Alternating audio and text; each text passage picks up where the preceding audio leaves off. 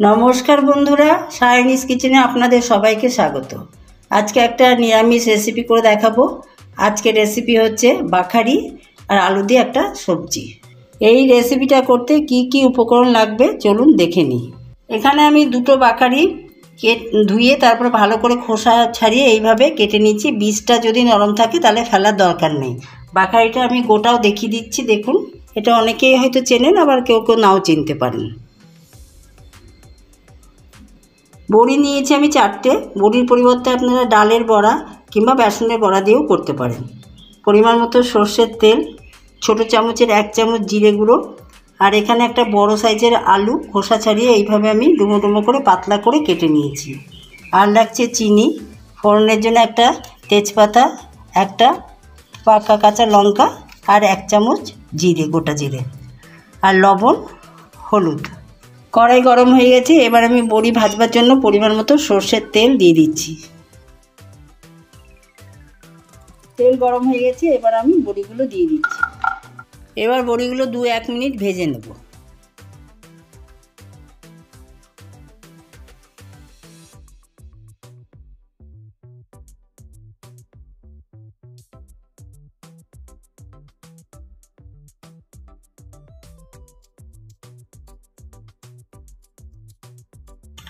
বড়ি ভাজা হয়ে গেছে, আমি তুলে নিচ্ছি।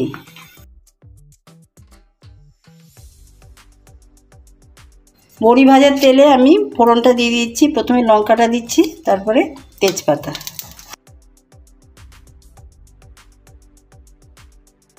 এবার গোটা জিরেটা দিয়ে দিচ্ছি। প্রথমে আমি আলুটাকে একটু ভেজে নেব। আলুটা দিয়ে দিচ্ছি আর 2 মিনিট মতো ভাজা করে নেব।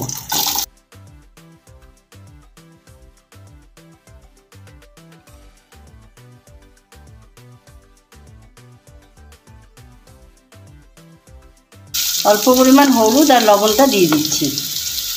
ছোটো চামচের 1/2 চামচ লবণ আর 1/2 চামচ হলুদ গুঁড়ো দিয়ে দিচ্ছি।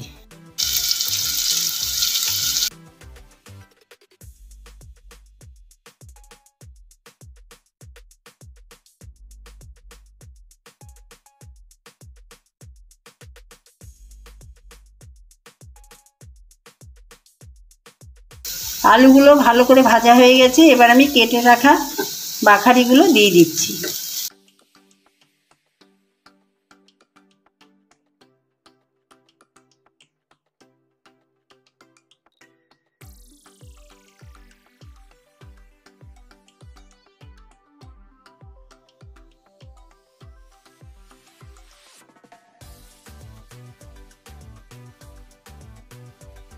আরও 1/2 চামচ আমি হলুদ গুঁড়ো দিয়ে দিচ্ছি।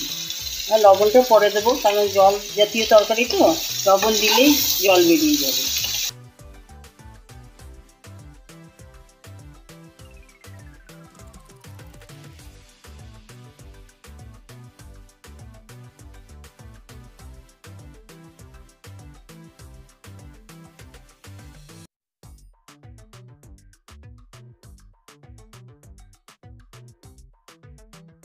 তিন 4 মিনিট বাখারিটা ভাজা হয়ে গেছে, এবার আমি দিয়ে দিচ্ছি ছোটো চামচের 1 চামচ জিরে গুঁড়ো। এবার দিচ্ছি ছোটো চামচের 1/2 চামচ লবণ।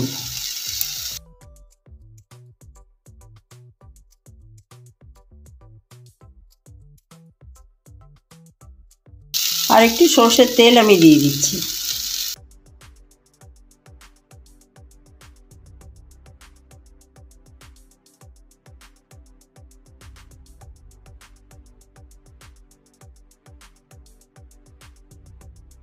এবার সেদ্ধ করবার জন্য আমি পরিমাণ মতো জল দিয়ে দিচ্ছি।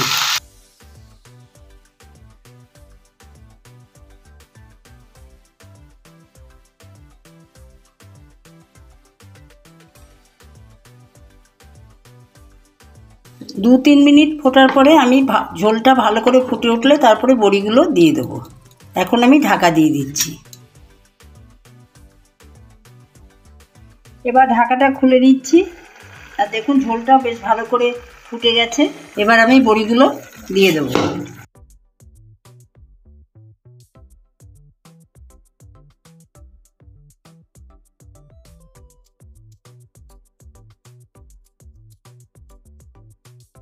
আবার আমি 2-3 মিনিটের জন্য ঢাকা দিয়ে দেবো। ঢাকাটা খুলে দিচ্ছি আর এগুলো সেদ্ধ হয়ে গেছে। এবার আমি স্বাদের জন্য 1/2 চামচ চিনি দিয়ে দিচ্ছি।